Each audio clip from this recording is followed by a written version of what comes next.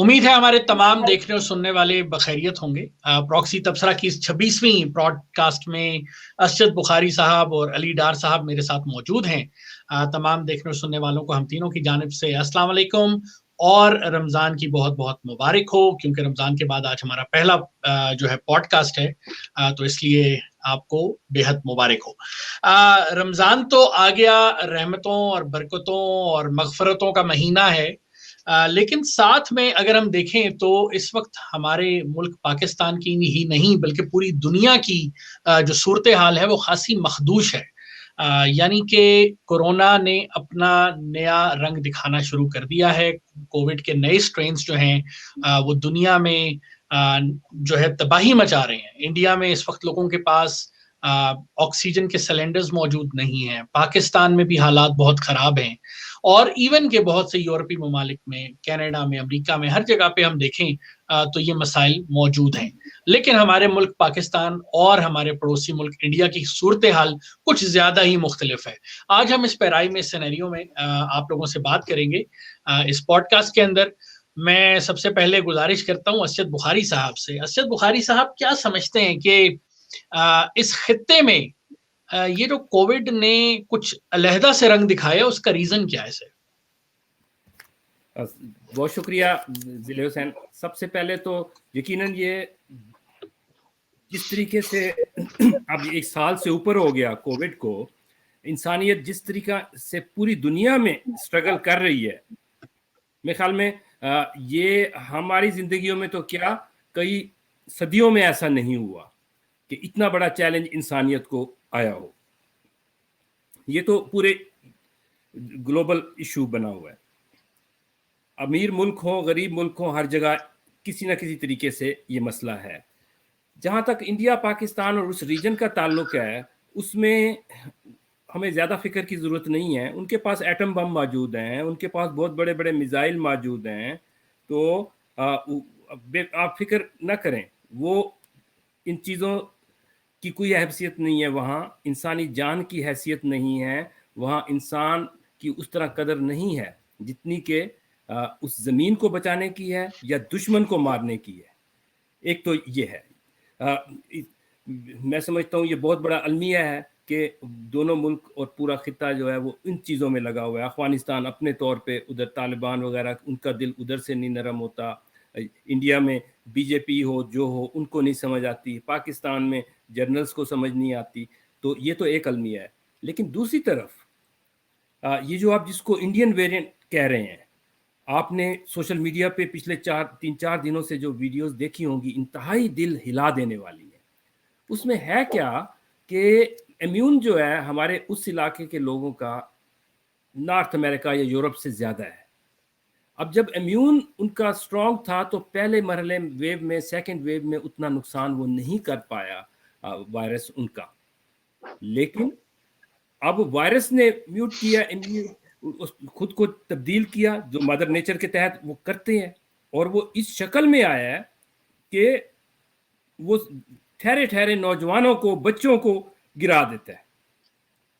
تو اس سے کس طرح نبرد آزما ہونا ہے کہ جہاں ہیلتھ سسٹم ہی بڑا ویک ہے، جہاں آکسیجن نہیں ہے، ویکسین، انڈیا ویکسین ویسے تو بنا رہا ہے، پوری دنیا کو مل رہی ہے، انڈیا سے بنی ہوئی، لیکن اپنا ملک کا یہ حال ہے کہ ابھی تک 4% بھی وہ لوگوں کو ویکسینیٹ نہیں کر سکا۔ 4% بہت تھوڑی تعداد ہے۔ پاکستان کی بات کریں تو وہ 1% بھی نہیں بنتی۔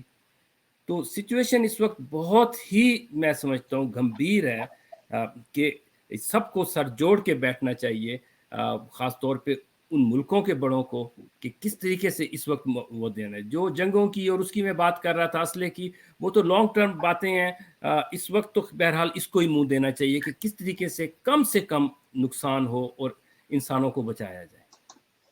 بخاری صاحب، آپ نے بڑی خوبصورت بات کی۔ دنیا میں جنگوں کے حالات جو ہیں وہ بھی ویسے تبدیل ہو چکے ہیں، جنگیں مختلف طریقے سے ہو رہی ہیں۔ اب ایٹم بم اور بندوقوں کی جنگوں سے بڑھ کے نئے طریقہ کار جو ہیں وہ دنیا میں آ چکے ہیں۔ علی بھائی، میں آپ کی طرف آؤں گا، اور اسجد بھائی نے تو پاکستان میں مورد الزام ٹھہرا دیا فوج کو، لیکن آپ کے خیال میں کیا یہ قصور عام عوام کا نہیں ہے؟ فوج تو آ کے لوگوں کو نہیں کہہ رہی کہ تم بازار اوپن کرو، تم ایک دوسرے کے ساتھ مل کے دعوتیں اڑاؤ, تم ایک دوسرے کے ساتھ مل کے عیاشیاں کرو. یہ کام فوج تو کرنے کو نہیں کہہ رہی ہے, تو ہم خود کر رہے ہیں. تو ہم یعنی وہ ایک علیحدہ چیز ہے. پلس ہمارے جلوس نکلتے ہیں, پچھلے دنوں ہم نے دیکھا سعد رضوی کے لیے ایک بڑا جلوس نکلے. تو یہ جو مذہبی اور سوشل شدت پسندی ہے اس ریجن کی, یا کمبھ کا میلہ ہوا انڈیا میں, سب سے بڑی بات, دنیا کا ایک بہت بڑا ایونٹ ہوتا ہے, پوری دنیا جا کے گنگا میں اشنان کر رہی ہوتی ہے. تو ایسی صورتحال کے اندر تو یہ قصور آپ یہ کہہ لیں کہ عام عوام کا نہیں لگتا آپ کو؟ جی صحیح آپ نے نشاندہی کی. دوسری جانب جو امپورٹنٹ ایک ریزن بنی ہے اسپریڈ کی, اس کی طرف آپ نے اشارہ کیا. لیکن سٹارٹ اس طرح سے کر سکتے ہیں نا اس کو, اگر آپ دیکھیں تو ایک پلاننگ تمام دنیا کے ممالک نے, قوموں نے کی. اس کو جب یہ فیس کیا لوگوں نے, جب اس کی حقائق, اس کی حقیقت سامنے آ گئی کہ یہ کیا, اس کی کیا ڈیپتھ ہے اس کرائسس کی, اس پینڈیمک کی, تو اس کے لیے سب ملکوں نے اپنے اپنے پلاننگز کی. دو چیزیں امپورٹنٹ, تین چیزیں ہیں جس کی طرف ہم جا رہے ہیں. ایک یہ ہے کہ آپ جو ہیں وہ اس سے بچنے کے لیے آپ لوگوں کو ایجوکیٹ کرتے ہیں. ورلڈ ہیلتھ آرگنائزیشن نے شروع سے اس کے اندر بڑی تیزی کے ساتھ بدلتے ہوئے حالات کے ساتھ آپ کو SOPs جو ہیں وہ سجیسٹ کرتی گئی, وہ جس کو تمام دنیا میں اس کو کوشش کی گئی اس کو ایکسیپٹ بھی کیا جائے, اس کو امپلیمنٹ بھی کیا جائے. کچھ ملکوں نے لاک ڈاؤن بڑے ہارش قسم کے کیے. نیوزی لینڈ, آسٹریلیا کی ایگزامپل ہمارے سامنے ہے, انہوں نے اس کو لاک ڈاؤن سے ہی کنٹرول کر لیا. پراپر افیکٹو لاک ڈاؤن جو تھا وہ وہاں ہوا. ظاہر ہے لوگوں کو ایجوکیٹ کرنا, ان کو یہ اس کی جو کرائسس کی جو یعنی اس کی جو نتائج نکل سکتے ہیں ایسا اس پہ عمل نہ کرنے کی, اس کو صحیح ایجوکیٹ کرنا لوگوں کو. دوسری چیز یہ تھی کہ ہیلتھ کرائسس سامنے آ رہی تھی کہ جب یہ پھیلے گا اور لوگ جو ہیں کیونکہ اس کی کوئی امیڈیٹ قسم کی کوئی ریلیف دینے کے لیے کوئی میڈیسن نہیں ہے. میں پچھلے سال سے بات کر رہا ہوں, اس وقت کی بات کر رہا ہوں, اور ویکسین بھی نہیں آئی تھی. اس وقت یہ چیز تھی کہ اچھا پھر ہم اپنے ہیلتھ سیکٹر کے اوپر جو پریشر آئے گا کیونکہ لوگ بیمار ہوں گے, تو جب بیمار ہو کے وہاں جائیں گے ہاسپٹل میں تو اس کا انتظام ہونا چاہیے. اس کا مطلب ہے کہ آپ ایلوکیٹ کریں گے زیادہ فنڈز ہیلتھ سیکٹر کے اندر, اور آپ کوئی نہ کوئی ایمرجنسی ایلوکیشن آف فنڈز تقریباً سب ملکوں نے کی ہے. اور یہاں پہ ہم جانتے ہیں کینیڈا میں ہمیں پتہ ہے کہ پروونشل میٹر ہے, تو پروونسز نے اس میں زیادہ ان کو کرنا پڑا. پاکستان میں, انڈیا میں میرا خیال ہے اس سلسلے میں کوئی کام اس طرح کا نہیں ہوا کہ بلکہ مجھے یاد ہے لاسٹ بجٹ میں, مجھے انڈیا کا نہیں پتا لیکن پاکستان کا میں نے جو دیکھا تھا کافی شور تھا کہ اس پہ ہیلتھ بجٹ کو بڑھایا جائے. ہیلتھ بجٹ میں کوئی چیز کسی قسم کی انکریز نہیں کی گئی جو کہ بہت ضروری تھی. تیسری چیز تھی کہ ویکسین, یہ بات بھی سب کو پتا تھی کہ اس پہ بڑی جسے کہتے ہیں ویگرسلی اور بڑی اس کے ساتھ کام ہو رہا ہے. تو یہ آ رہا تھا کہ شاید لاسٹ ایئر, یہ بات میں کر رہا ہوں, لاسٹ ایئر جون جولائی تک یہ بات آ رہی تھی کہ with in 1 year time which is record time for this time around کہ ایک ویکسین شاید سامنے آ جائے جو کہ میسز کو دی جا سکے. اور اس کا ٹائم لائن یہی دیا جا رہا تھا کہ جنوری فیبروری, وہ دسمبر میں آ گئی. لیکن اس کے لیے پھر آپ کو فنڈز اکٹھے کرنے تھے, ایلوکیٹ کرنے تھے, اس کو پروکیور کرنے کے لیے.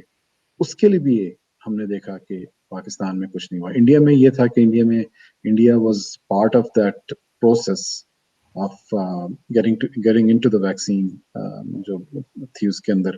تو انہوں نے ایک ویکسین تو بنا لی, لیکن دیکھیں پھر وہی بات ہے کیونکہ ہیلتھ اسپینڈنگ نہیں ہے, ہیلتھ وہاں پہ سسٹمز نہیں ہے. کیونکہ اگر آپ کے پاس مثال کے طور پر 10 کروڑ ویکسین شاٹس بھی ہوں تو اس کو لگانے کے لیے آپ کو بندے بھی تو چاہیے نا, وہ سسٹم چاہیے, پورا ایک پروسیس ہے, پورا ایک نیٹ ورک ہے جو ہیلتھ کا ہوتا ہے, وہ نہیں ہے. تو یہ وجوہات. اور آپ جو تیسری بات, جو پہلی بات میں کر رہا تھا ایجوکیٹ کرنے کی, تو جو لوگوں کو آپ کی طرف سے میسیجز آپ کی لیڈرشپ کی طرف سے مکس قسم کے جائیں گے. ہماری تو ہم نے دیکھا کہ وزیر اعظم صاحب نے بھی شروع میں وہی باتیں کی کہ یہ تو کچھ معمولی سا بخار ہے, اور ایک عجیب قسم کی کمپین چلائی گئی کہ کورونا سے ڈرنا نہیں, اس کا مقابلہ کرنا ہے. اب آپ دم سے جو ہے وہ سوئچ آف سوئچ آن کریں, اب وہ سوئچ آف کر کے نیا سوئچ آن کریں گے, نہیں اب سب اپنے گھروں میں بیٹھیں, دور رہیں ایک دوسرے سے, ماسک پہنیں, یہ کریں وہ کریں, وہ پھر دیر ہو جاتی ہے ان چیزوں میں. جی تو یہ آپ نے بڑی اچھی بات کی علی بھائی, آپ نے اچھی بات کی کہ لیڈرشپ کا, لیکن ہم لیڈرشپ کے میسج کو یعنی ہم انٹینشن پہ بھی گیج کر سکتے ہیں. تو ارشد بھائی آپ اس بارے میں کیا کہیں گے کہ لیڈرشپ کا جو میسج ہے, ٹھیک ہے کورونا سے ڈرنا نہیں ہے لڑنا ہے, اس کو ہم کسی پازیٹیو سینس میں بھی گیج کر سکتے ہیں, دیکھ سکتے ہیں کہ کورونا جو ہے اس کے ساتھ اگر ہم نے مقابلہ کرنا ہے تو اس سے ڈرنے کے بجائے ایس او پیز کو اپنائیں یا وٹس ایور, ٹھیک ہے الفاظ ہو سکتا ہے وہ کوئی اتنے اچھے نہ ہو, لیکن میں آپ کی طرف دوبارہ سر لے کر آؤں گا وہی سوال جو میں علی بھائی کی طرف لے کر گیا تھا, مذہبی شدت پسندی یا جو ہماری سماجی شدت پسندی ہے, کہ ہم ان چیزوں کی طرف غور ہی نہیں کر رہے کہ کیا کیا چیزیں ہمارے لیے مسائل کریٹ کر رہی ہیں. مثلاً میں دوبارہ اگزامپل دوں گا, کمبھ کا میلہ ہوا, وہاں پہ لاکھوں کروڑوں کی تعداد میں لوگ موجود تھے. اس کے علاوہ ہمارے پاس یہ پچھلے دنوں سعد رضوی صاحب کا جو پروٹیسٹ تھا پورے پاکستان میں, وہ پروٹیسٹ موجود رہا. اس کے علاوہ ہمارے سیاسی سرگرمیاں ہو رہی ہیں, شاپنگز ہو رہی ہیں. آپ اس کو کیسے دیکھتے ہیں؟ یہ چیز تو کورونا سے وہی بات ہے کہ ہم ڈرنے کے بجائے, وہ پھر اس معاملے میں علی بھائی کی بات ٹھیک ہو رہتی ہے, ہم تو لڑنے نکل کھڑے ہیں تلوار پکڑ کے ہمیشہ کی طرح. دیکھیں علی نے بہت اہم طرف توجہ دلائی. ایک چیز جو ہے لیڈرشپ, بجٹ کی کمی, یہ سارے مسائل ہیں, لیکن جو کلچر ہے نا اس نے بھی بہت بڑا رول پلے کیا ہے ہمیں مزید اس میں گرفتار ہونے میں, اس دلدل میں دھنسنے میں. یہ جو مذہبی شدت پسندی اور پھر یہ لبیک والوں کی جو مہم چلی, یہ سب کچھ جو اپنی جگہ پہ کیوں ہوا کہ پاکستان میں اور ان ملکوں میں ایک ہی وقت میں بہت سارے مکس میسیجز جا رہے ہیں. ایک میسیج یہ ہے کہ جناب یہ جو سارا ہے یہ ساری ہی کانسپیریسی ہے. اچھا, آپ کو سوشل میڈیا پہ, آپ کو واٹس ایپ کے گروپس میں ابھی تک مسلسل اس طرح کوئی ایک آدھ گورا مل گیا, اس کی کلپ مل گیا کہ جس کا کام ہی یہی ہے کہ لوگوں کو کنفیوز کرنا. وہ کوئی بہت بڑا سائنسدان نہیں ہے, اس کے نام کے ساتھ ڈاکٹر اور اس طرح کچھ لگاؤ. وہ کلپس آپ کو اتنے پاپولر ہوتے ہوئے نظر آئیں گے پاکستان میں, انڈیا میں, دونوں طرف. اچھا, پھر کلچر کا جہاں تک مسئلہ ہے کہ آپ جب کہتے ہیں نا کہ اس سے ڈرو نہیں لڑو, اب اس کے کئی مطلب ہو سکتے ہیں. میرے جیسا بندہ لڑو کا مطلب یہ لے گا کہ بھئی یہ ایک خطرناک چیز ہے, اس سے بچاؤ کرو, ایسا نہیں کہ تلوار اٹھا کے اس کے ساتھ لڑنے نکل جاؤ. کورونا کا سر تن سے جدا کر دو.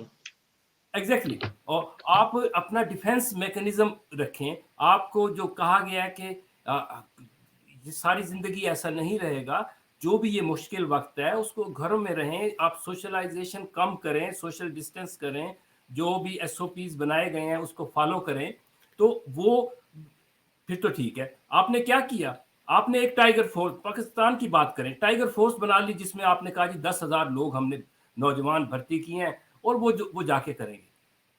اب اس ٹائیگر فورس یہ کام کیا اس طرح سے ہوگا؟ وہ 10 لاکھ لوگ کہاں گئے؟ پہلی تو بات یہ ہے, اس پہ بجٹ بھی بہت بڑا رکھا گیا. دوسری بات یہ کہ جب اس طرح کے کرائسس آتے ہیں نا تو ساری قوم کو اکٹھے ہو کے فیصلے کرنے ہوتے ہیں کنسنسس کے ساتھ. ایک پارٹی یا اس کے کارکن نہیں کر سکتے. پاکستان میں مثلا اس وقت جو حکمران حکومت ہے انہوں نے اپنے یوتھ ونگ کو ٹائیگر فورس کہہ دیا اور ان کو کچھ اختیارات بھی دے دیے, وہ مارکیٹیں بند کریں, ادھر جائیں ادھر جائیں. اس سے ایک فساد کی کیفیت بن گئی. آپ یوں نہیں کر سکتے. آپ نے اگر اس طرح کا کرنا بھی تھا تو ساری پارٹیوں کو اکٹھا کرتے, کنسنسس بناتے اور کوئی ایسی فورس بنا بھی سکتے تھے اور اس کو کوئی اختیار دیتے. تو کہنے کا مطلب یہ کہ کوئی سنجیدگی نظر نہیں آتی, نہ گورنمنٹ لیول پہ اور نہ پرائیویٹ لیول پہ, نہ انڈیویجول لیول پہ. اب یہ جو سا پچھلے ایک ہفتے میں جو کچھ لبیک والوں نے کیا, اس پہ आप जितना मातम करें कम है। आप मजहबी रवादारी और वो तो अपनी जगह पे, फ्रांस के सफीर को आया निकालना चाहिए नहीं निकालना चाहिए, क्या उसके कॉन्सिक्वेंसेस हैं, और किस तरह आप अपने रसूल की असमत की बात भी करें और दुनिया के साथ चलें भी सही, ये एक अलग टॉपिक है, उस पर बात हो सकती है। लेकिन अब इस तरीके से आप तूफान बदतमीजी मचा दें, अपने मुल्क को जलाना शुरू कर दें, अपनी फौज को, पुलिस को मारना शुरू कर दें, अपने गाड़ियां जलाना शुरू कर दें, और इस तरह इकट्ठे होके आप जाएं, तो और वबा के ज़माने में वबा, और दूसरी तरफ मजहबी तौर पे आपने शुरुआत जिससे की, इंतहाई मुतबर्रिक महीना, उसमें आप ये सब कुछ कर रहे हैं किस हस्ती के नाम से, जिसको कुरान ने, आपके अल्लाह ताला ने लक़ब दिया रहमतुल लिल आलमीन, उसके नाम पे आप ज़हमत बने हुए हैं, अपने लिए भी, अपनी कौम के लिए भी, और पूरी इंसानियत के लिए। तो ये मैं मुख्तसरन यही इसको समअप करूंगा कि ये बहुत सारे मसलों का मजमुआ है। मसले में तो सारे ही हैं, हम यहाँ कनाडा में भी बैठे हुए कोविड के मसले में हैं, यहाँ भी इशू बना, अभी तक वैक्सीन उतनी तादाद में नहीं लग सकी, और लेकिन लोग अपने घरों में महफूज हैं। जो अगर बीमार भी हो जाते हैं तो उन्होंने इस तरह का मैकेनिज्म किया हुआ है कि एक इस तरह नहीं है कि सड़कों पे गिर के मर रहे हैं, खुदा ना खास्ता।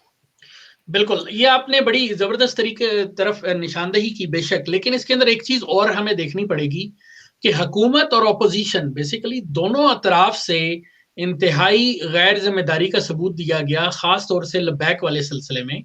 और इससे पहले कि हम आगे चलें उस शिद्दत पसंदी का मैं एक छोटा सा नमूना मैंने एक अपनी और पॉडकास्ट में भी दिखाया था, वो मैं दिखाता चलूं। एक नून लीग के जो हैं वो मेंबर नेशनल असम्बली हैं, उनकी मैं एक तकरीर आप लोगों को सुनाना चाहता हूँ, उसके ऊपर फिर हम मजीद बात करते हैं और उसके असरात क्या हुआ उस पर भी बात करते हैं, और फिर हम उसको कोविड से के साथ फिर आगे भी लेकर चलते हैं। ये जरा तकरीर सुनिएगा इनकी, ये क्या फरमा रहे हैं। आपसे ये गुजारिश है, फ्रांस से सफारती ताल्लुकात खत्म किए जाएं। अच्छा, सफीर को मुल्क बदर किया जाए, इस पे बहुत सारी बातें हैं कि हम नहीं कर सकते। फ्रांस को अगर निकाला, जर्मनी साथ जाएगा, यूरोपियन यूनियन हो जाएगी, एनजीओ आ जाएंगी, इंसानी हकूक के चैंपियंस आ जाएंगे। लेकिन मैं सैयद इमरान अहमद शाह, वल्द सैयद अली अहमद शाह, इस आयात रब्बानी में मैं ये आपसे वादा करता हूं कि फ्रांस का 17-18 अरब कर्जा होगा, वो आप और हम पाकिस्तानी गुलामान मुस्तफा और पाकिस्तान से जो बाहर रहते हैं गुलामान मुस्तफा, वो इंशाल्लाह अपनी जायदादें बेच के वो इसका कर्जा उतारेंगे। मुझे इसके बाद पूरे टेन्योर में टाइम ना दीजिएगा, पूरे टेन्योर में मुझे टाइम ना दीजिएगा। आज मैं ईमान से मैंने आपसे अर्ज की कि एक गुलाम आका जी, जिस गुलामी पे मुझे नाज है, एक गुलाम आका जी के गुलामों से मुखातिब है। मैं आपसे ये अर्ज करना चाह रहा हूं, उन्होंने उसको आला तरीन सिविल अवार्ड दिया, आप उस चेचन मुसलमान को, अब्दुल्ला को, पाकिस्तान का सिविल आला तरीन सिविल अवार्ड दें। आप उसके जवाब में आप गाजी फैसल को सरदारती ऑर्डिनेंस के जरिए फौरी तौर पे उसको रहा करें, कुछ तो करें।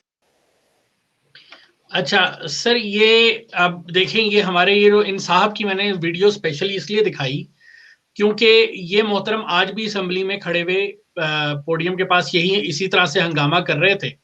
तो ये जो शिद्दत पसंदी ऑपोजिशन और हुकूमत दोनों की तरफ से दिखाई जा रही है, अली भाई मैं आपकी तरफ चलूंगा, इसके बाद हम क्या तसव्वुर करते हैं एक आम इंसान से, एक आम पाकिस्तानी से, कि वो क्या कोरोना जो है उसके बारे में क्या सोचेगा, वो बाहर निकल के एहतजाज नहीं करेगा, वो लोगों के सर तन से जुदा नहीं करेगा। मुझे तो अब एक ही सूरत हाल नजर आती है कि हम इन मौलवी हजरात को ये बता दें कि कोरोना को कद्दू शरीफ पसंद नहीं है तो शायद वो जाके इसका सर कलम कर दें। इसके अलावा इनको, मुझे नहीं लगता कोरोना से कोई दुश्मनी है, मुझे तो इनके लिए कोरोना से मोहब्बत ही बढ़ती नजर आ रही है। तो क्या फरमाएंगे अली भाई आप? دیکھیں یہ جس طرح کورونا کے کرائسس کو بڑی بری طرح ہینڈل کیا پاکستان کی اسٹیٹ نے اور حکومت نے، اسی طرح سے یہ جو ایک سچویشن بنی تھی غیر ضروری قسم کی، فرانس میں کیا ہوا کیا نہیں ہوا پرانی بات ہو گئی ہے، دنیا بہت آگے چلی گئی ہے، یہ وہیں پھنسے ہوئے ہیں۔ اب اس میں یہ سب سے بڑی بات یہ کہ آپ نے ایک معاہدہ کیا گورنمنٹ نے جس کا کسی کو پتہ نہیں تھا اس وقت، نہ یہ نیشنل اسمبلی کے اندر اس پہ ڈبیٹ ہوئی ہے، اس پہ کوئی بات ہوئی، نہ کسی اور کو اس میں انوالو کیا گیا۔ میرے خیال میں گورنمنٹ کی بھی جو باقی مطلب کیبنٹ وغیرہ کوئی بات پتہ نہیں تھی کیا بات ہوئی۔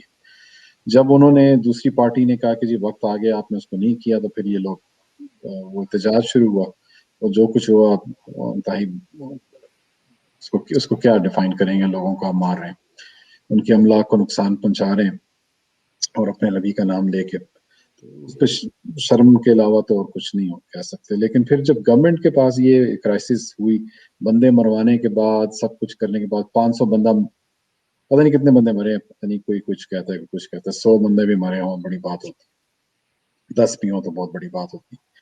تو اتنے کچھ کرنے کے بعد پھر آپ کو خیال ہے کہ پاکستان میں ایک نیشنل اسمبلی بھی ہوتی ہے، وہاں چلے جاتے ہیں، اس ایشو کو وہاں لے جاتے ہیں، اور وہاں جب لے کے گئے تو ظاہر ہے آپ آگے جو لوگ بیٹھے ہوئے ہیں وہ بھی مذہب کو اپنے سیاسی مقاصد کے لیے استعمال کرنا چاہیں گے، تو وہ یہ جو صاحب جو بول رہے تھے یہ ظاہر ہے یہ بھی ایک طریقہ مذہب کو اپنی سیاست کے لیے اس کو استعمال کرنے کا۔ تو یہ سارے یہ حکومت کی ایک کے بعد دوسری جو اسٹوپڈیٹی کہوں گا جو چل رہی ہے، اس کا یہ فردر وہ ہے۔ اب ظاہر ہے اس میں آپ کی بات بڑی مناسب ہے کہ اگر نیشنل اسمبلی کے اندر لوگ کھڑے ہو کے ایسی تقریریں کریں گے تو جو عام پبلک ہے وہ اس کو آپ کیسے کنٹرول کر سکتے ہیں۔ ہم اپنے پروگراموں میں اکثر کافی اس پہ بات کر چکے ہیں کہ ریاست کا اور مذہب سے جدا ہونا چاہیے، مختلف ہونی چاہیے۔ ہمارے پاکستان کی بدقسمتی یہ ہے کہ ایک آئین ہے، اس آئین کے بنانے کے کچھ ہی عرصے بعد اس کے اندر ترامیم کی گئی، وہ مذہبی بنیادوں پہ کی گئی۔ ملک بنا تھا تو اس وقت سے بھی شروع کریں تو وہاں بھی یہی ہے، مذہب کا استعمال، مطلب جناح صاحب جو ہے اچھے بھلے سوٹ بوٹڈ آدمی تھے تو کراکولی ٹوپی اور وہ پہن کے وہ پتہ نہیں کیا، میں وہاں سے شروع کروں، ذوالفقار علی بھٹو سے کروں جو بڑا زبردست لیڈر تھا، اس نے بڑی زبردست کام کیے، بڑا زبردست کام یہ کیا کہ ایک آئین متفقہ دیا اور اس کے کچھ عرصے بعد اس میں مولویوں سے ڈر کے جو بھی ہے وہ ترامیم کی۔ ہاں تو باقیوں کو تو کیا کہنا، جو مذہب کا استعمال کرنا اپنے آپ سمجھتے ہیں، جسے کہتے ہیں نا اپنے کہیں سے یہ رائٹ لے کر آئے ہیں وہ اوپر سے ضیاء الحق یا اس کے بعد اس کی سوچ رکھنے والے، تو یہ تو اسی کے سارے جو آپ اسمبلیوں میں بیٹھے ہوئے ہیں لوگ ہیں۔ اچھا کیا پیپلز پارٹی میں اس میں حصہ نہیں لیا، لیکن اگر آپ اندر سے دیکھیں گے تو ان میں بھی بڑے عاشقان رسول ہوں گے۔ میں وہ خاصے بول رہے ہیں ویسے، اب اس کے اوپر اس میں بھی ہوں گے، ہمارا ٹاپک نہیں ہے، لیکن وہ خاصے وہ بھی ہوئے ہوئے ہیں۔ مطلب کہنے کا یہ ہے کہ یہ لیڈرشپ کوئی نہیں ہے، لیڈرشپ ہو تو وہ کوئی اور طریقے سے بات کرے، وہ ان پاپولر لیکن صحیح ڈیسیجن لے، لیکن یہ تو کوئی ہے ہی نہیں۔ اور پھر اس کے اندر جو رول ہے، اب آپ دیکھیں نا کہ دوسروں کا بھی رول ہے، جو کوئی پیسے بھی بانٹتے رہے ہیں، ابھی بھی وہ کچھ اور ان کا رول ہے۔ تو لیکن جو پوائنٹ آپ کا تھا وہ اس کو میں مختصراً اینڈ میں یہ کہوں گا کہ یقیناً ریاست خود، ساری کی ساری ریاست، تقریباً تمام لیڈرشپ پالیٹکس میں جو ہے، تمام بیوروکریسی، یہ سب لوگ جو ہیں مذہب کے معاملے میں مذہب کا استعمال کرتے ہیں۔ کوئی بھی مذہب کو، کوئی بھی دین کو کے ساتھ سنسیئر نہیں ہے۔ میرا یہ اسٹیٹمنٹ ایک سویپنگ اسٹیٹمنٹ ہو سکتی ہے، لیکن ہے تو یہ ہے تو ایسے ہی، اب کوئی مانے نہ، لیکن اتنا ہی یہ سب لوگ جو اس کا استعمال کرتے ہیں۔ ان میں سے کوئی ٹیکس نہیں دیتا، ان میں سے کوئی صحیح طریقے سے، جائز طریقے سے دولت نہیں کماتا، ان میں سے کوئی कारोबार जिन्होंने किया उन्होंने कोई सही तरीके से नहीं किया। जो जागीरदारी हैं वो किस तरह, वो कहाँ से इस्लाम के अंदर स्टैंड करती हैं। जो माफियाज हैं वो किस तरह से उसमें करते हैं, ये उनके सरपरस्त हैं। और इन सब के सरपरस्त ऊपर एक और ग्रोह बैठा हुआ है जो कि अभी पिछले महीने के अंदर हम देखते हैं कि मिसाइलों के टेस्ट हो रहे हैं, अरबों खरबों रुपए वहां लगा रहे हैं, हॉस्पिटल्स नहीं है, कुछ नहीं है, वैक्सीन के लिए पैसे मुख्तस नहीं कर सकते, कर तो सकते हैं लेकिन करना नहीं। आप उनको ज्यादा गुस्सा न चढ़ाएं, उन्होंने कल एक और तजर्बा कर देना है। तो इसके साथ ही मैं अरशद भाई की तरफ चलता हूं। अरशद भाई, फैसल ईदी जो अब्दुल सत्तार ईदी साहब के साहबजादे हैं, उन्होंने सपोर्ट के लिए का ऐलान किया है कि वो इंडिया कुछ एम्बुलेंसेस भेजेंगे और वहां पर वो अपनी फोर्स भेजेंगे मदद के लिए। उन पे बड़ी तनकीद हो रही है। और आज मैं ये तस्वीर कुछ हजरात ने शेयर की भी थी दोनों ममालिक की ताल्लुकात के पॉइंट ऑफ व्यू के ऊपर, जो हम वाघा बॉर्डर के अक्सर मनाजिर देखते हैं। तो मैंने उस पर कमेंट किया था, आपका भी मैं कमेंट चाहूंगा कि ये जो दोनों कौमों का नजरिया है या जो दो कौमी नजरिया है, वो इन दोनों फौजियों की उठी हुई टांगों के दरमियान कुछ नजर आ रहा है। तो मुझे ये बात मैं इसलिए गुजारिश कर रहा हूं क्योंकि हम फैसल ईदी अगर इंसानियत के लिए इंडिया जाकर कोई मदद करने की बात करता है तो हम कहते हैं फैसल ईदी तो गद्दार, यानी उसको गद्दार तक कह दिया लोगों ने। हालांकि वो सिर्फ एक इंसानियत की मदद कर रहा है, उसको वो कोई मजहब या बाउंड्रीज की बुनियाद पे नहीं कर रहा। बजाय इसके कि हम इस बात पर उनको अप्रिशिएट करें, हम उनको तनकीद का निशाना बना रहे हैं। तो ये दोनों अतराफ में अगेन वहां का जो एक हिंदू इंतहा पसंद और यहाँ का मुसलमान शिद्दत पसंद, ये दोनों आपको क्या लगता है कि ये किस तरफ लेकर जा रहे हैं माशरे को? अजीब अलमिया है कि दोनों तरफ हमने माहौल ऐसा बना दिया है। खासतौर पे हम पाकिस्तान की इस वक्त बात कर रहे थे, हमारा ज़्यादा तवज्जो अपने तरफ होती है और होनी भी चाहिए, अपनी खामियों की तरफ, अपने गिरबान में हम जाके इस तरह का माहौल हमने बना दिया है कि हर कोई नामूस रिसालत के नाम पे सियासत कर रहा है, उसको कारोबार बना रहा है। यानी कि बाकियों को तो छोड़ दें, जो इस वक्त सबसे आगे हैं लब्बैक वाले, उनके जो बानी थे, क्या नाम था, खादिम रिजवी जी, फौत होने से कुछ दिन पहले उनके मुंह से निकल गया कि मैं फिर बता दूंगा कि किसके कहने पे मैंने धरना किया था नामूस रिसालत वाला। अब यानी कि उनके मुंह से निकल गया। अब किसी ने करवाया था या क्या, लेकिन असल में तो फैसले इन लोगों के थे ना। तो हमने माहौल ऐसा क्रिएट कर दिया है, लोगों को उस नहज पे ले आए हैं कि हर आदमी खौफ भी खाता है इस बात से कि वो कोई बात करेगा तो उस उचक ली जाएगी वो बात, उसकी अकल की बात, उसकी रैशनल बात को गलत मायने दे के उसको, उसकी जिंदगी को खतरे में डाल दिया जाएगा। तो उस माहौल में हर आदमी अपने नंबर बनाने के चक्कर में है। ये जो आपने तकरीर सुनवाई इमरान साहब, अब पता नहीं ये उस नाम की फजीलत है या क्या है कि ये लोग तो, वो दूसरे एक इमरान खान सहाफ़ी भी हैं, उन साहब का भी यही कि पिछले दिनों किसी ने क्लिप लगाया कि जब पहला धरना हुआ था नवाज शरीफ के दौर में तो वो क्या कह रहे थे, अब क्या कह रहे हैं। तो हर आदमी नंबर बनाने के चक्कर में है और वो नहीं कोई अकल की बात कर रहा। तो उसमें यही होगा कि आप सारे ही जो है ना, वो कहते हैं ना, एक माकूला है कि जहन्नुम में कोई जन्नत का जजीरा नहीं बन सकता। आप सारा तरफ आग जला दें और आप कहें कि आप बीच में जो आपका घर है वो ठंडा ठंडा रहेगा, ऐसा हो नहीं सकता। तो ये सब ने मिलके एक आग लगाई है और हर किसी ने, बड़ों ने ज्यादा हिस्सा डाला है, वो जिसे कहते हैं ना कि हिस्सा बकदरे जुस्सा, अपनी ताकत के मुताबिक अपने हर किसी ने उसमें हिस्सा डाला है। हम आमतौर पर निशाना बनाते हैं ज़ियाउल हक को, ये ज़ियाउल हक ने इसमें बहुत ज्यादा मसाला डाला, लेकिन मेरी तामीर में मुज़मिर है एक सूरत खराबी की। शुरू से ही हमने इस तरीके से किया।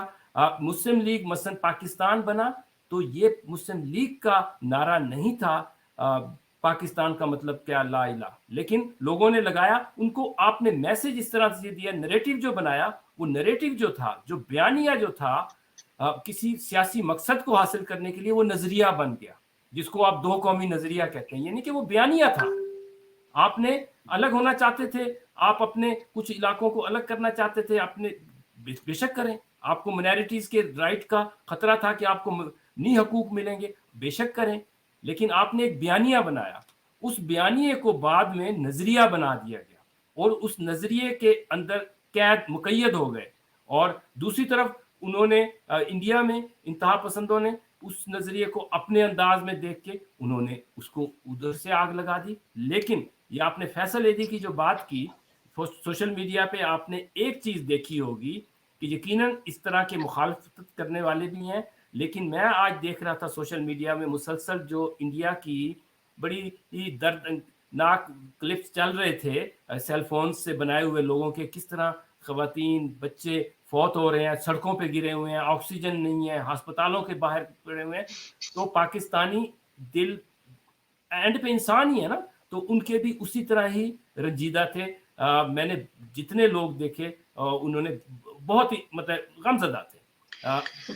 बाय द वे इस वक्त ट्विटर पे जो टॉप ट्रेंड चल रहा है वो यही चल रहा है, पाकिस्तान स्टैंड विद इंडिया। तो ये दिस इज वेरी गुड, और मेरे ख्याल से फैसल ईदी साहब का जो जेस्चर है ये भी बड़ा कमाल का और बड़ा जबरदस्त जेस्चर है। और मेरा ख्याल से ये वो शख्सियत है जिसने अपने बाप का, मैं कहूंगा कि वाकई में लाज रखी। मैं तो अब्दुलसत्तार ईदी साहब की कि वो जो ये जो वैक्सीन बनी है ना अपना कोविड वाली, उसमें वो कह रहे हैं कि वो कोई ऐसी चीज मिला रहा है माइक्रोसॉफ्ट वाला बिल गेट कि वो हमारे राज अंदर से चुरा लेगा। मैं कहता हूँ कि थोड़ा सा क्लोन करके ईदी साहब का डीएनए उसमें डाल दिया जाए, बिल्कुल, कि हमारे में कुछ तो रमक आ जाए इंसानियत की और इंसानियत के साथ खड़े होने की, बिला तफरीक। देखें, कोई मजहब, कोई दीन, कोई फलसफा, कोई नजरिया वक़्त नहीं रखता इंसानियत के सामने। बेशक अगर इंसान है हम, तो सबसे पहले हमें इंसानों का सोचना होगा। हम सबसे पहले इंसान है, उसके बाद फिर हमारी कोई और शनाख्तें बनती हैं। सब शनाख्त अहम होती हैं, लेकिन इंसान जो है ना वो असल में इंसान है और उसको एक दूसरे का दर्द होना चाहिए। अगर नहीं है तो वो इंसान नहीं है बेसिकली। बेशक। और मेरा ख्याल से ईदी जो है फैसल ईदी साहब है, उनके इस इनिशिएटिव के ऊपर हुकूमत को बाकायदा उन्हें सपोर्ट करना चाहिए, और ये पाकिस्तान का एक बहुत अच्छा सॉफ्ट इमेज पेश कर रहा है दुनिया के अंदर। So we have to support it, और उनका एक बहुत जबरदस्त इकदाम है। चले अब प्रोग्राम के आखिर की तरफ चलते हैं, आखिरी टॉपिक की तरफ। जी करूंगा प्रोग्राम खत्म करने से पहले कि फैसल ईदी की बात चली, तो जो अगर कोई दोस्त हमारे सुन रहे हैं और वहां तक बात पहुंचे, तो रमजान में आमतौर पे ज़कात और इसकी बात भी की जाती है। तो आपके इल्म में होना चाहिए कि अब्दुलसत्तार ईदी साहब के बाद ईदी फाउंडेशन के जो इनकम है उसमें बड़े नुमाया तौर पे कमी है। उनके जो काम है और जो प्रोजेक्ट्स हैं वो उसी तरह चल रहे हैं, लेकिन इनकम में कमी हो रही है। ये अभी तक उसी तरह इसलिए चल रहे हैं कि आपके पास कुछ एसेट थे और उसको आप कंज्यूम कर रहे हैं। लेकिन अगर ज़कात का, मैं समझता हूँ इस वक्त पाकिस्तान में बहुत से अदारे अच्छा काम कर रहे होंगे, इंडिया में, कनाडा में, हर जगह, लेकिन पाकिस्तान में ईदी फाउंडेशन जो कुछ कर रही है, हमारी ज़कात की, सदकात की बहुत ज़्यादा मुस्तहिक वही हैं। और हमें अगर उसको अपने रिसोर्स को, ज़कात को सही जगह पे भेजना है, तो ये भी एक है, इसको भी तवज्जो दें। ये आपने बहुत जबरदस्त पैगाम दिया, और मेरे ख्याल से ईदी फाउंडेशन वाकई में यतीम बच्चों के लिए, बेसहारा लोगों के लिए, बूढ़ों के लिए जो काम कर रही है, नो डाउट उससे बेहतर काम मेरा नहीं ख्याल पाकिस्तान में कोई कर रहा है। और ईदी साहब का मिशन, फैसल ईदी साहब बहुत खूबसूरत तरीके से चला रहे हैं। तो आखिरी टॉपिक सर, मैं बेसिकली ये बात करना चाह रहा था कि अभी फौज से मदद तलब कर ली गई है कोरोना के बचाव के लिए वजीर आजम साहब की तरफ से। तो अली भाई, आप क्या कहते हैं, क्विकली बताइएगा कि इससे कुछ फर्क पड़ेगा? वैसे अगर पड़ जाए तो बड़ी अच्छी बात है, लेकिन मुश्किल है, क्योंकि फौज एक एक गली मोहल्ले में जाके लोगों को एक दूसरे गले मिलने से नहीं रोक सकती। अभी तरावियों में कंधे से कंधा मिला के खड़े हुए लोगों के बीच में फौज आके उनको अलग नहीं कर सकती। ये रीजंस तो ये है ना SOPs کو جو بریک کر رہی ہیں, لیکن اس طرف تو کوئی بات ہی نہیں کر سکتا فوج کیا کرے گی.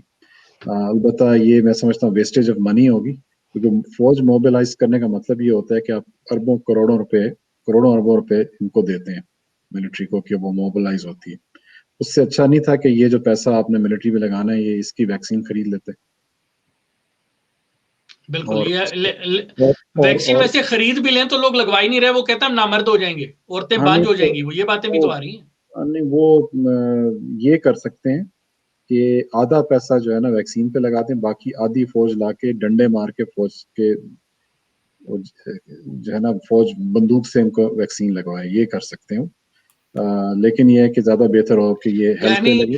آپ ویکسین لگانے کے لیے بھی فوجی آپریشن کروانا چاہ رہے ہیں؟ وہ مجبوری ہے, لیکن یہ کہ مذاق برطرف میرے خیال میں سب سے زیادہ ضروری یہ تھا کہ بڑے پیمانے پہ انویسٹمنٹ اور پیسہ انجیکٹ کیا جاتا ہے ہیلتھ سیکٹر میں. یار جتنا بھی کھا لیں گے, بڑی باتیں ہوتی ہیں, وہ سب تو کھا جاتے ہیں, یہ ہوتا ہے, وہ جتنا بھی کھا جاتے ہیں پیسہ وہاں لگتا ہی ہے. جو غریب آدمی تھوڑا بہت جو علاج اس کو ملتا ہے وہ انہیں اسپتالوں میں جا کے ملتا ہے. تو وہاں پہ پیسہ زیادہ ایلوکیٹ ہونا چاہیے تھا, زیادہ مزید نوکریاں بھی پیدا ہوتی, بے روزگار لوگوں کو اتنی ٹریننگ دے دیتے کہ وہ کم سے کم یہ جو بیسک ہیلتھ کی جو ٹریننگ ہوتی ہے, جس طرح ہمارے پاس وہ لیڈی ہیلتھ ورکر پروگرام تھا, وہ بےچارے خود خواہ ہیں, ان کے پیسے نہیں ہیں, لوگ گورنمنٹ نے بند کیے ہوئے تھے. تو اس قسم کے اس بیسس پر ایک ٹاسک فورس بنائی جا سکتی تھی. مطلب کچھ نہیں تو 50-60 ہزار لاکھ نوجوان بھرتی کیا جا سکتا تھا.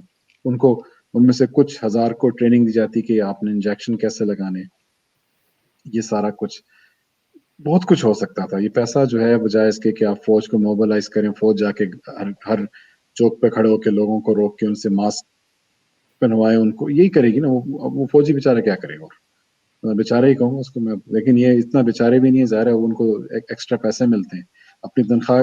یہ میں معذرت چاہتا ہوں, کسی کو برا لگے, لیکن جتنی تنخواہ ہوتی ہے اس سے ان کو ڈبل پیسے ملتے ہیں اس نوکری کے. اس کے لیے پیسہ الوکیٹ ہوتا ہے, یہ فوج فری میں تو آتی نہیں ہے, رائٹ.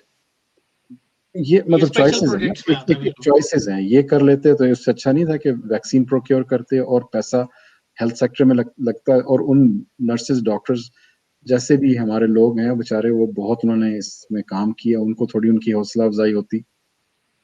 اچھا, اس میں ایک چیز اور ہے, ہماری نرسز اور ڈاکٹرز جو ہیں وہ اس وقت سب سے بڑا جہاد کر رہے ہیں, کسی بھی بڑی فورس سے بہتر. اور مجھے ایک چیز کا بڑا افسوس ہوتا ہے کہ ہمارے جتنا میڈیا ہے, ٹی وی چینلز ہیں, وہ لوگ جو اپنی جان کی بازی ہار جاتے ہیں اس کورونا کے خلاف لڑتے لڑتے, ڈاکٹرز اور نرسیں, ان کے نام کے ساتھ جاں بحق استعمال ہوتا ہے, جو کہ مجھے بڑے افسوس کے ساتھ کہنا پڑتا ہے. ہم ان کے نام کے ساتھ بیچاروں کے ساتھ شہید کیوں نہیں لگا سکتے, حالانکہ اصل جہاد تو اس وقت وہ کر رہے ہیں, جنگ تو وہ لڑ رہے ہیں.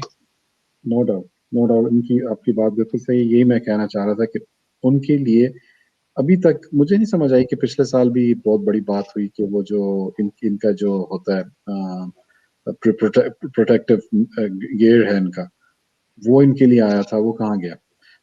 کسی کو نہیں ملا ہاسپٹلز میں, وہ نظر نہیں آتا کہ انہوں نے پہنا ہوا ہے. تو یہ کچھ جگہوں پہ ہے لیکن سب جگہوں پہ نہیں ہے. تو یہ جو انہوں نے ڈیزاسٹر مینجمنٹ کے نام سے ایک ڈرامہ بنایا ہوا, اس پہ کروڑوں اربوں روپے انہوں نے اس کورونا کے حوالے سے بھی دے دیے تھے, وہ کہاں گئے؟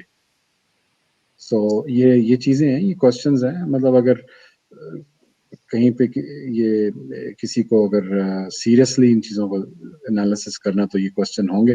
لیکن بات وہی ہے جو آپ نے ابھی کی ہے کہ اگر یہ ایٹیٹیوڈ عوام کا ہے کہ یہ ایک ابھی بھی یہ سمجھتے ہیں کہ یہ ایک کانسپیریسی ہے, تو پھر ٹھیک ہے, پھر آپ انتظار کریں. تو وہ تو ہمارا ہے نا نظریہ کہ بس جب موت آنی ہے تو آنی ہے, پھر ٹھیک ہے. وہ بائی دا وے آج انصار عباسی نے ٹویٹ کی ہوئی ہے کہ موت تو آنی ہے, چلو یہ دعا کرو ایمان سے آئے. اور یعنی انصار عباسی جیسا بندہ جو ہے وہ ظاہر سی بات اس کو سنتے ہیں لوگ, لیکن یہ جب تک ایسے اور اوریا مقبول جان جیسے لوگ موجود ہیں تو ان لوگوں کو سنا جاتا ہے جو کہ نان ریشنل اسٹوپڈ قسم کی باتیں کرتے ہیں, جس سے مسائل پیدا ہوتے ہیں. اب مزید اور فیصلیدی کو جا کے کرٹیسائز کرتے ہیں, اس کے راستے کے آگے کھڑے ہوتے ہیں. اگر وہ اچھی بات کرے گا تو اس کے تو بہرحال مختصراً یہی ہے کہ فوج کو ڈپلائے کرنے کا کوئی فائدہ نہیں ہے. بالکل کوئی فائدہ نہیں ہے.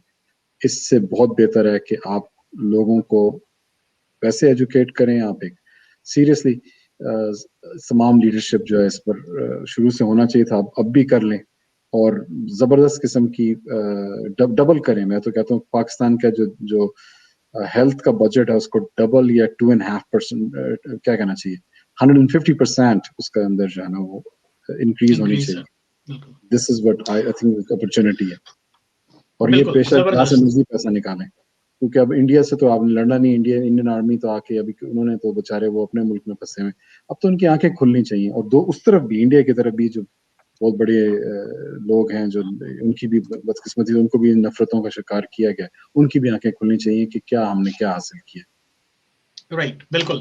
اچھا اسد بھائی, میں آپ کی طرف چلوں گا, آپ سے آپ کی کلوزنگ ریمارکس ہم پروگرام کو اینڈ کرتے ہیں. آپ اس سچویشن کے بارے میں سر کیا کہتے ہیں کہ فوج جو ہے وہ کورونا سے مقابلہ کر سکے گی؟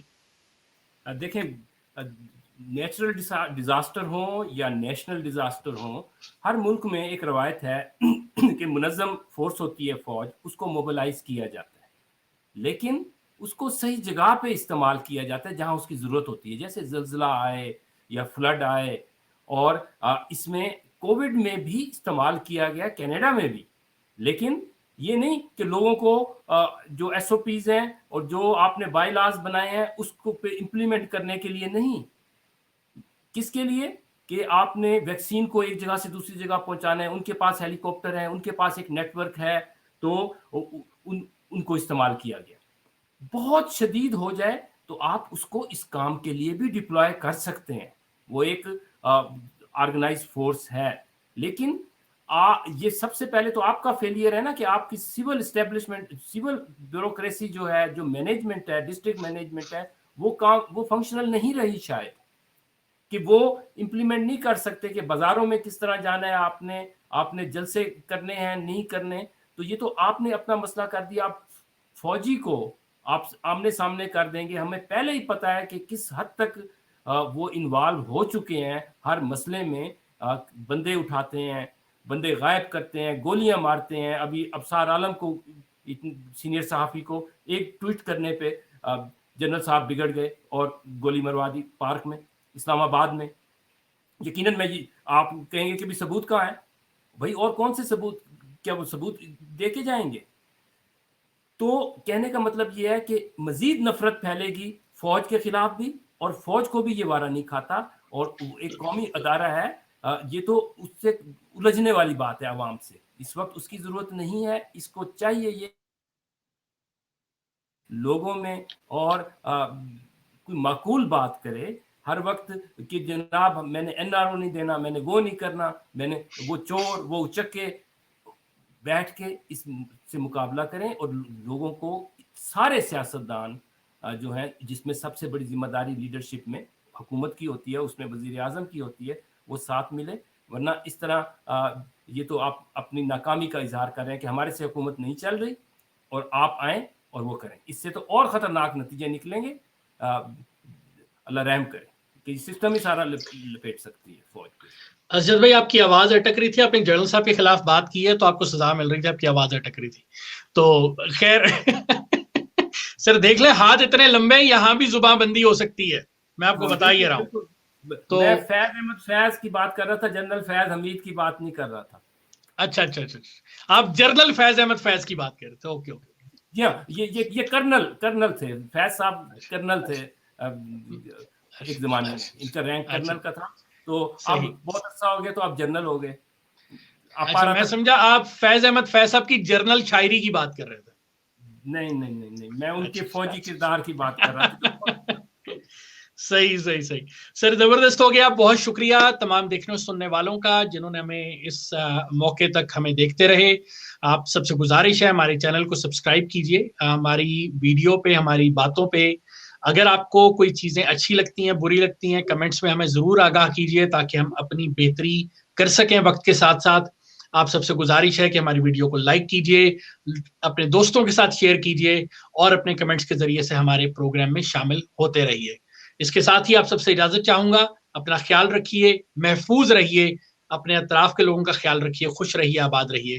خدا حافظ.